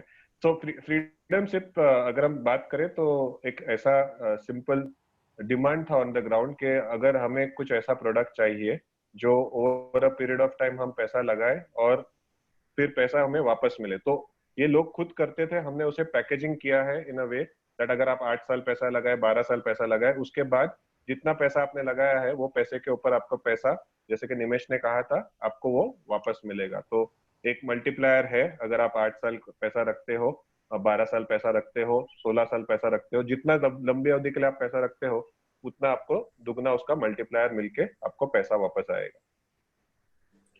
तो basically hi Chintan, would like to add just because अभी freedom ship की बात हुई, तो freedom ship का sir basic feature यही आया है. अगर मैं इंटीग्रिटी में जाता हूँ, 8 साल में जो भी आप SIP अमाउंट कर रहे हैं, 8 साल में into 1x, अगर 10,000 की SIP किसी ने किया है तो 9वें साल के पहले महीने से 10,000 रुपए का पे आउट एज SWP आने लगेगा फॉर लॉन्ग. अगर 10 साल करते हैं तो 1.5x, 12 ईयर करते हैं तो 2 time. Please explain neither in x और एकदम 10,000 रुपए देंगे तो 8 साल बाद 10,000 रुपए महीना मिलेगा ना सर. इसमें बहुत सिंपल है. 8 साल 10 साल 12 साल 15 साल 20 और 25 और 30 करके है. अलग अलग टाइम होराइजन है. अगर आज की डेट में कोई 10 साल की SIP करता है, 10,000 की, नहीं बोल, खाली 10 साल का ही बोल और मत बोल, नहीं तो कंफ्यूज हो जाओगे. 10 साल की SIP करता है तो उसको 11वें साल के पहले महीने से 15,000 रुपीज का इनफ्लो चालू हो जाएगा, कैश फ्लो शुरू हो जाएगा. लाइफ टाइम आप इसको लाइफ टाइम कह सकते हैं, बिकॉज हम लोगों ने पास्ट कई सालों का, लाइक 20-30 इयर्स का, हम लोगों ने जो भी हमारे पास ओल्डेस्ट फंड है उसकी टेस्टिंग करी है, जिसमें all the good and bad times उसको हम लोगों ने कंसिडर किया है, जिसमें वो फ्लो रुकता हुआ कहीं नहीं दिखाई दिया है. एंड दैट इज पर technically let me be very clear. आपका 10,000 रुपया जो आपने महीना दिया है वो हम मार्केट में लगा रहे हैं, हमारे फंड्स में लगा रहे हैं, और वो फंड्स में जो अपना अमाउंट होता है 10 साल के बाद, तो वो अमाउंट में से उसके रिटर्न हम फिर वो कंजर्वेटिव फंड में डाल देते हैं. 10 साल के बाद वो बैलेंस एडवांटेज फंड में चला जाता है और उस पे जो रिटर्न मिलेगा वही कस्टमर को वापस जा रहा है. तो कस्टमर ऐसा लाइफ टाइम कुछ गारंटीड नहीं है कि वो लाइफ टाइम चलेगा, वैसा नहीं है. अगर हमारा जैसा बैक एंडेड कैलकुलेशन है जिसके हिसाब से देखते हैं कि ये लंबा चल सकता है, पर कोई गारंटी नहीं है. सर 30 साल के लड़के को 10 साल बाद SWP जो बता रहे देवेश, सिस्टमेटिक विड्रॉल प्लान, वो नहीं चाहिए, उसको तो 30 साल बाद चाहिए. तो वो कर सकता है ना, वो 20 साल इन्वेस्ट कर सकते हैं और 20 साल के बाद निकाल सकता है. 15 साल इन्वेस्ट करके 5 साल 20 साल के बाद निकाल सकते हैं. वो उसका क्वेश्चन अभी एक आया है, एक लड़के का क्वेश्चन आया है, इज जस्ट 18 ईयर ओल्ड, कि मैं अगर 30 साल से स्टार्ट करूंगा क्योंकि 12 साल तो वो कह रहा है मैं अपना ऐश करूंगा, 30 साल से मैं स्टार्ट करूंगा और मैं 10,000 रुपये महीना लगाऊंगा। तो जब मैं रिटायर होऊंगा 60 साल पे, तो मुझे निमेश जी क्या देने वाले हैं? वो आईसीआईसी को नहीं ध्यान रख रहा, आपके मुंह से सुनना चाह रहा है आपकी problem. So what I will put it across is, if you are around 18-20 years today, first start earning. Once you start earning, मैं बोलता हूँ कुछ नहीं तो 1,000 रुपए की भी चालू कर देना. Don't wait for you to reach 30. The power of compounding is beautiful. I could very proudly say today I am 50, but 35 साल की उम्र में मैं बोल पाया था कि मैं पैसे के लिए काम नहीं करता हूँ, राइट? ये सब कब बोल सकते हो? आप कब बोल सकते हो कि मैं पैसे के लिए काम नहीं कर सकता हूँ? जब आपने उतना पैसा बना लिया है, उसके बाद ये लोग बोलते हैं, तब तक नहीं बोलते। फिर बोलते हैं कि पैसा इंपॉर्टेंट नहीं है, ये नहीं है, वो नहीं है। वो क्यों होता है? बिकॉज आदमी को हमेशा दो तरह की इनकम होनी चाहिए। एक है अपनी खुद की, वेदर आपका बिजनेस हो या आपका जॉब हो, उसमें से क्या कमाई होती है, और दूसरी इन्वेस्टमेंट इनकम स्टार्ट हो जानी चाहिए। तो by the time you are 40, you should be financially secure. That is my way of looking at life. And if you want to start investing after 30, then also it is okay. But मेरा experience है कि 20 to 30 में ज्यादा saving होता है rather than बीच में 30 to 40. Because 30 to 40 में बाकी responsibilities भी आती है, right? 20 to 30 में उतनी responsibilities नहीं आती, right? So saving is a culture, right? Whether you live on EMI or you live on SIP is a culture that you are developing today. So if you are smart, I would insist that first salary में से भी कुछ चालू करो। मैं ये बोलता नहीं हूँ कि अगर 50,000 की 20,000 की सैलरी है तो 10,000 की SIP चालू कर दे, पर 1,000 की तो चालू कर सकता है, because that develops that culture of investing. So I believe by first 10 years of your career you work for money. After 10 years of your career, your money should work for you. So Freedom SIP is very simple, that you keep on investing, and once you retire, you will start getting your money back. Sir 15 message आ चुके हैं जिन्होंने कहा है कि हम freedom SIP करना चाहते हैं। आप अपने रिप्रेजेंटेटिव को मुझसे कांटेक्ट करने के लिए बोलिए। आप कोई विजिट करने के लिए नहीं बोलता। Thank you very much. 15 lead मेरे पास आ गई है। अंकुश नोट करो इन 15 को, कल सबको फोन करवा दो। सैटरडे संडे 15 खत्म करो। सर अगर आप कहें तो बस एक लास्ट क्वेश्चन ले लूं। Whatever, I'm at your disposal. ठीक है। लास्ट क्वेश्चन लेने से पहले मैं एक पोल अंकुश कर रहा है, लेकिन सबको बता दे कल फिर 5:30 बजे आने वाले हैं। और कल कौन आ रहा है कोई गेस करेगा? चैट में डालो। कोई किंग आने वाला है तो कोई टाइगर आने वाला है। आज चूंकि निमेश जी आ रहे हैं, अकेले आ रहे हैं, कल मुझे इनके बराबर लाने के लिए 1+1 2 लाने पड़े हैं। मैं थोड़ा सा हिंट कर रहा हूं, एक फिल्म का नाम है जिसमें इज किंग लिखा हुआ है, वो आ रहे हैं। और टाइगर साहब ड्रैगन पे बोलेंगे। और आप लोग अपनी चैट पे डालो, वेरी ब्यूटीफुल गिफ्ट आने वाला है सही गेस करने वाले को। Thank you. अब लास्ट क्वेश्चन मैं ले रहा हूं।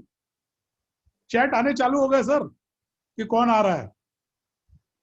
टुवर्ड क्लोजिंग में सर ये बोलना चाहता हूं कि हमारे इन्वेस्टर्स को ये मैसेज क्लियर कर दे दीजिए कि ये वोलेटिलिटी रहेगी, जो कि लगता है बनी रहेगी। हमें उसके गले लगा करके पैसा कैसे कमाना है, जो ट्रिक आपको आता है, जो आपने 35 साल में सीख लिया था। हम लोग थोड़ा लेट थे, प्लीज हम लोग को भी बताइए, जैसे हम लोग। See, investing is all about temperament. I think investing is not about PE ratios and PB ratios and all the technical analysis that I learned in school. वो सबका वो तो ठीक है, सबको आता है। मार्केट में जितने लोग हैं ना उनको ये सारा जार्गन समझता है। ऐसा कोई नहीं है जिसको ये जार्गन नहीं समझता है। Investing is all about temperament. क्या जब पूरा when there is will you invest when there is blood on the street? When I say blood on the street is I mean that जब मार्केट में बहुत खराब न्यूज हो, जब economic times में हेडलाइंस बहुत खराब हो, सारा मंदी दिखे, तो उस टाइम पे आप इन्वेस्ट करने का आप लोगों के पास कितना जिगरा है, राइट? तभी अगर इन्वेस्ट करोगे तो ही सीरियस पैसा बनता है। एग्रेसिव मार्केट में ज्यादा इक्विटी में डाल के ऐसा पैसा बनता नहीं है। हर एक एसेट क्लास का एक टाइम होता है, हर एसेट क्लास अच्छा होता है। डेट भी अच्छा है, इक्विटी भी अच्छा है, गोल्ड भी अच्छा है, रियल एस्टेट भी अच्छा है। कौन से टाइम पे आप कौन से एसेट क्लास में जाते हैं वो बहुत इंपॉर्टेंट है। And when that asset class is not making money, that is the time to. Today, will you have the guts to invest in a company which has not made money over the last 10 years? Over the last 10 years, if the company has not made money, will you invest in like Singh ji और मैं बता रहे थे, अगर SBI इतना सस्ता है और अगर अपने में गट्स है कि भले कोविड है, भले एसबीआई है, fundamentally SBI has got a huge franchise value, उसको जिस तरह से डिपॉजिट मिलती है किसी को नहीं मिलती है, तो मैं अब भी डालता हूँ पैसा एनटीपीसी पे, पैसा मैं अब भी डालता हूँ, क्योंकि एनटीपीसी के बिना if you have got the research and the conviction then you can make serious money into capital markets. I think you need an advisor, you need exposure to people, and you need advisor which will help you in creating a culture of contra investing. And if you temperamentally you can't do contra investing, then we have to leave that contra investing to machine. I am a firm believer that all asset classes are good at various times. Equity is good at some point of time, debt is good at some point of time. So equity, debt, gold, all are good asset classes. So at different times you should invest in different asset classes. Since sitting in Lucknow, you may or may not be able to do that.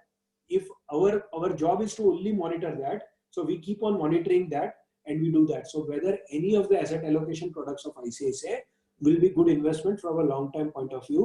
और मैं केवल hero Honda की add याद दिलाता हूँ, fill it, shut it, forget it, उससे ही पैसा बनेगा. Thank you. सर गोविंद जी ने सबसे पहले आंसर दिया और सही आंसर दिया. मैं उनके आंसर को ऑनर करता हूं और अंकुश, इनका गिफ्ट मंडे तक पहुंचना चाहिए.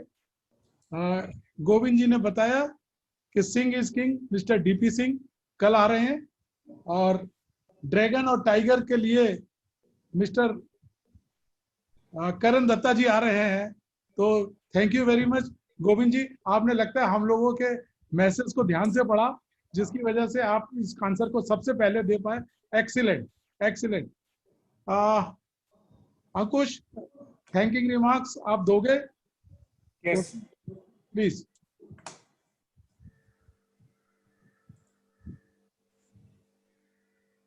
सबसे पहले तो मैं आप सभी लोगों को थैंक यू बोलना चाहता हूं कि आप लोगों ने अपना टाइम निकाला और इस वैल्यूएबल सेशन से जो हमें चीजें सीखने को मिली उसको हम अपनी जिंदगी में भी, अपने फाइनेंस में भी इम्प्लीमेंट करेंगे, चाहे वो फ्रीडम एसआईपी हो, चाहे वो बैलेंस एडवांटेज हो, या लाइफ में बैलेंस हो इन्वेस्टमेंट्स का, पेशेंस का, कंपाउंडिंग का. ये जो इंपॉर्टेंट लेसन्स आज हमने सीखे हैं उसको हम इम्प्लीमेंट करें और अपने लाइफ गोल्स को और बेटर प्लान करें. कल का सेशन भी continuing same 5:30 to 6:30 will be on the same link जो आपके पास आज आया है. उसके लिए कोई सेपरेट लिंक नहीं है. और काइंडली हमारा फेसबुक पेज लाइक करें और फॉलो करें फॉर ऑल द अपडेट्स. और इसी के साथ मैं चाहूंगा कि सेशन को कंक्लूड करने के लिए मिस्टर ए.के. ठुकराल जी को माइक हैंड ओवर करता हूं. सर, निमेश जी, मेरे ख्याल से हमारी पब्लिक की काफी मैसेजेस आ रहे हैं कि क्या ये और नहीं बढ़ाया जा सकता था. मैंने कहा नहीं, हमने टाइम सर का 1 ही घंटे लिया. फिलहाल ये उनकी ग्रेटनेस है कि उन्होंने कहा नहीं ऐसा कुछ नहीं, ऑन योर डिस्पोजल. लेकिन मैं ये चाहूंगा कि जब मेरे इन्वेस्टर्स दोबारा आपको रिक्वेस्ट करेंगे तो you have to again visit with your team. इस बार लखनऊ में मिलेंगे. लखनऊ में? हाँ, लखनऊ में नहीं सर, मैं बनारस में हूँ. बनारस मिलेंगे. बनारस में मिलेंगे, मोदी जी की नगरी में, और आपको दर्शन भी कराएंगे और विद फैमिली आएंगे तो ज्यादा अच्छा लगेगा. पक्का बनारस में मिलेंगे. Thank you, thank you. वो मोटर बोट आ गई कि अभी भी फिजिकल बोट है? सर वो गंगा जी में मोटर बोट आ गई? आ गई सर, आ गई. तभी मैं जब आया था तभी प्रोटेस्ट चल रहा था. नहीं सर, आ गई. हाँ जी. Good. Thank you. Looking forward. मैं सभी पैनलिस्ट का हाथ जोड़ करके, खड़े होकर के धन्यवाद करता हूँ. Thank you very much. Thank you sir. Thank you. कल फिर मिलते हैं सर 5:30 बजे. सब लोग प्लीज.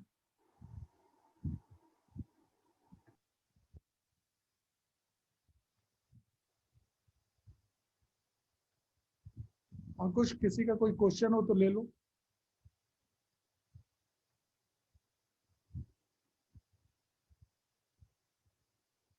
किसी का कोई क्वेश्चन हो तो ले लो, अगर कोई है तो. गोविंद जी का एड्रेस तो अपने पास होगा रजिस्ट्रेशन में.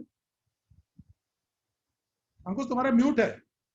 राजेश जी का एक क्वेश्चन रेज है, वो ICICI multi cap fund specific है, और आईडीएफसी बैंक के लिए एक क्वेश्चन है कि क्या हमें आईडीएफसी बैंक में इन्वेस्टेड रहना चाहिए।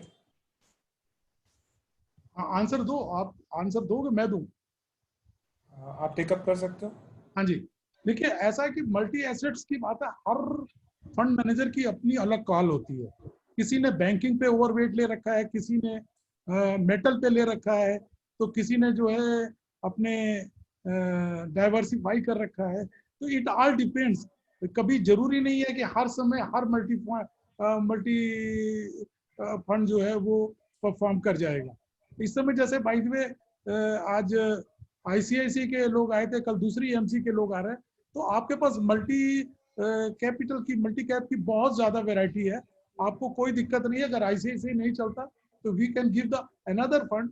आपको एक्सेस का मल्टी कैप दिया जा सकता है, आपको पीजीआईएम का दिया जा सकता है, पराग पारिक का दिया जा सकता है, जो कि नंबर 1 बना हुआ है। तो डोंट वरी कि केवल आपको आईसीआईसी का ही करना है। आईसीआईसी की कुछ चीजें बहुत अच्छी हैं, कुछ चीजें बहुत बहुत अच्छी हैं, लेकिन कोई जरूरी नहीं कि उनके सारी चीजें अच्छी हो। अगर सारी चीजें अच्छी हो तो हम जैसे एडवाइजर्स की कहीं जरूरत ही नहीं। नेक्स्ट क्वेश्चन आपने आईडीबीआई फर्स्ट के लिए पूछा था, वो 7% इंटरेस्ट दे रहे हैं, बिल्कुल सही बात है। दे आर प्राइवेट बैंक, ये भी बात सही है। 7% के बाद क्या आपको लगता है कि उसमें टैक्स नहीं देना पड़ेगा? उस पर टीडीएस भी कटेगा, बाकी टैक्स भी देना पड़ेगा। जो शुरू में निमेश जी ने बताया कि टैक्सेशन के मामले में डेट फंड को कुछ एक्स्ट्रा बेनिफिट्स मिले हुए हैं जो कि सबके पास नहीं है। तो इसलिए डेट फंड अलग हैं, एफडी से बेटर हैं, और खासकर एचएनआई के लिए जो हाई नेटवर्थ इंडिविजुअल्स हैं उनके लिए ही बनाए गए हैं। रिटेल के लिए हो सकता है कि उनको ना समझ में आए, लेकिन एचएनआई के लिए they are best funds. Rahul ji को मैं थैंक यू करता हूं कि उन्होंने पूरा सेशन को ध्यान से सुना और उनको बड़ा इंफॉर्मेटिव लगा। नमित गुप्ता जी ने बताया कि फेसबुक में लाइव है, थैंक यू नमित।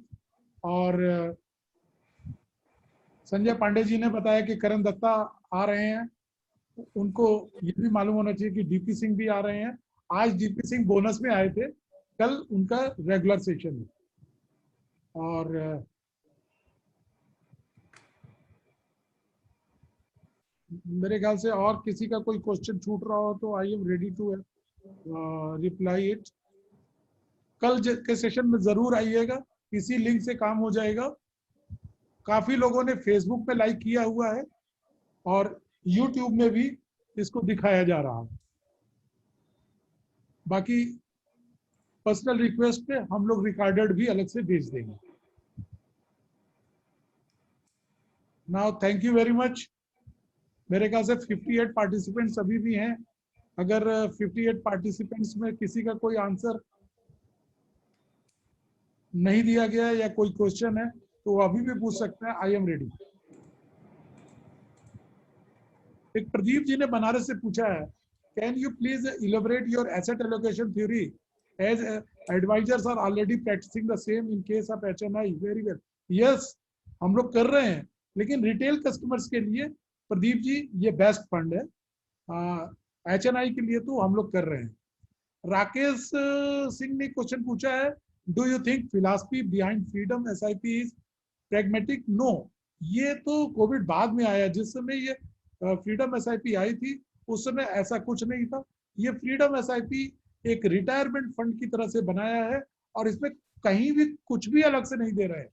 जो फंड की स्कीम के रिटर्न है वही दे रहे हैं, लेकिन सिस्टम ऐसा बनाया कि जैसे शुरू में बैप में रखते हैं या शुरू में आप ब्लू चिप में रखते हैं, 10 साल के बाद आप ऑटोमेटिक बैप में चले जाते हैं और बैप से एसडब्ल्यूपी यानी सिस्टमेटिक विड्रॉल प्लान चालू होता है।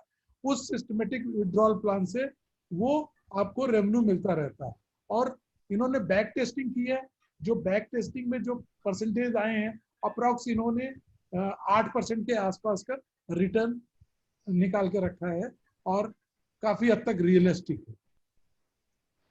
एक प्रदीप जी ने कहा है कि बैंकिंग और फिनेंशियल सेक्टर के, उसका बहुत अच्छी तरह से उन्होंने मेरे ख्याल से जवाब दे दिया है, और आई डोंट थिंक कि वो क्वेश्चन ओपन रह गया है। और किसी का कोई क्वेश्चन बचा हो तो प्लीज बताएं, तो मैं उसको। Can I say something, टुकड़ा साहब? Yes sir, please. मेरी आवाज आ रही है? सर आपकी ही आ रही है। सर, मेरी तरफ से निमेश जी को एक कॉम्प्लीमेंट दीजिएगा जरूर से कि India had at one time the highest rate of savings. Domestic saving जो इंडिया की थी, सर अपना at one time it was 24. आप लोग शक्ल भी देखना चाहते हैं, आप प्लीज अपना वीडियो ऑन कर लीजिए। ओके सर अभी भी 50 पार्टिसिपेंट्स आपकी आवाज सुनने के लिए बैठे हैं sir. Yes sir. Yes sir. क्या बोल रहे हैं सर? मेरा ये कहना था कि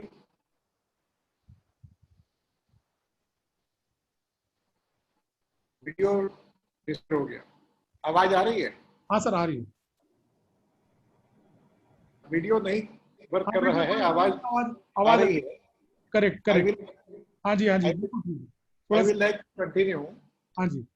मैं उनको कॉम्प्लीमेंट ये करना चाहता हूँ कि जो लास्ट में उन्होंने एक बात कही कि जो कि उन्होंने यंग जनरेशन को विशेष रूप से कहा है कि live on SIP not on EMI। Correct. ये एक बहुत बड़ा मैसेज है हमारे देश के लिए, हमारे देश के युवाओं के लिए, कि हम लोग को सेविंग ओरिएंटेड सोसाइटी बनना है जी। हम लोग पहले एक सेविंग ओरिएंटेड सोसाइटी थे और वही हमारी अर्थव्यवस्था की ताकत थी। करेक्ट। लोग बोलते ना Indian economy has a different resilience, वो इसीलिए बोलते हैं कि हमारे पास सेविंग्स रहती थी तो in the worst of the time हम लोग सरवाइव कर जी। जो कि इस समय जो उपभोक्तावादी संस्कृति चल रही है EMI वाली, उसके कारण सेविंग्स की संस्कृति कमजोर पड़ रही है। मैं बधाई देना चाहूंगा नीलेश जी को कि उन्होंने इसके प्रति लोगों में जागरूकता पैदा करने का प्रयास किया है, इंस्पायर करने की कोशिश की है कि we should all save, we should learn the save and saving should be part of our culture, daily life, and also we should start saving young when we are young. तो ये messages बहुत ही important message हैं। उसके लिए मैं उनको बधाई भी देता हूँ, धन्यवाद भी देता हूँ, और ये भी कहता हूँ कि इस मैसेज को और जितना स्ट्रांगली वो कर सके, प्रोपोगेट कर सके हमारे देश के लिए, वही sir wonderful webinar, very useful, and ऐसे वेबिनार आप समय समय पे करते रहिए। वी नो कि Nilesh ji is a very busy person, लेकिन फिर भी एक चीज का और एडिशन दे दूं। लोग बहुत कंफ्यूज होते हैं निमेश शाह और नीलेश शाह में। हाँ, आज जो आए थे वो निमेश शाह थे। निमेश शाह थे, बिल्कुल बिल्कुल। परसों सर आ रहे हैं आपके फेवरेट नीलेश शाह, जो प्रधानमंत्री की फाइनेंशियल एडवाइजरी कमेटी के मेंबर है, या और आज की डेट में एसोसिएशन म्यूचुअल फंड के प्रेसिडेंट है। ओके। और उनके साथ उनकी fund manager CIO Lakshmi Iyer भी आ रही है, जिनसे आप पर्सनली मिल चुके हो बनारस में। Wonderful wonderful. परसों का सर आप जरूर ध्यान रखिएगा, आपको नीलेश जी से 1-to-1 करना है। आज निमेश जी थे, तो ये थोड़ा कंफ्यूजन अक्सर निमेश और नीलेश, क्योंकि अमित शाह के बाद उनकी एडवाइजरी कमेटी में नीलेश जी हैं। शाह फैमिली में अमित शाह के बाद नीलेश शाह। बिल्कुल, मैं समझ रहा हूँ जी। So very nice and congratulations for holding such a beautiful webinar. Thank you so much. Thank you sir. मैं नमस्कार करता हूँ सर। ओके, नमस्कार।